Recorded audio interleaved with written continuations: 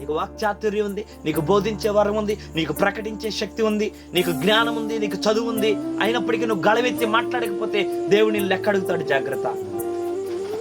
దయచేసి ప్రేమతో ఈ మాటలు అంగీకరించాల్సిందిగా ప్రభు పేరుకి మనం చేస్తున్నాను.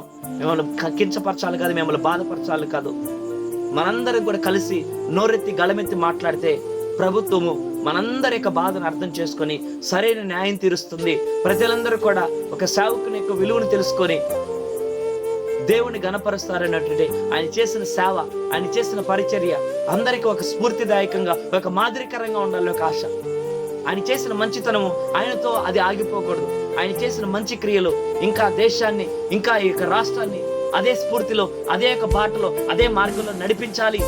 అదే మార్గంలో నడిపించి అలాగే అనేక మంది కూడా ఇతరులకు సహాయం చేసేవారిగా, అనాథులకి, దిక్కులేని వారికి, పేదవారికి, తృణీకరించబడి అణిచివేయబడిన వారిని కూడా సమాన హక్కులుగా కలిగిన వారిగా చేయడానికి ఆయన ఒక మాదిరి అవ్వాలనేటువంటి ఒక ఆశతో నేను హెచ్చరిస్తున్నాను.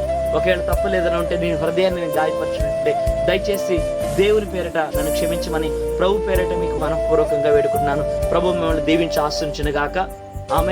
ఆమె ప్రైజ్ ది లార్డ్. జై భారత్. ఆమె.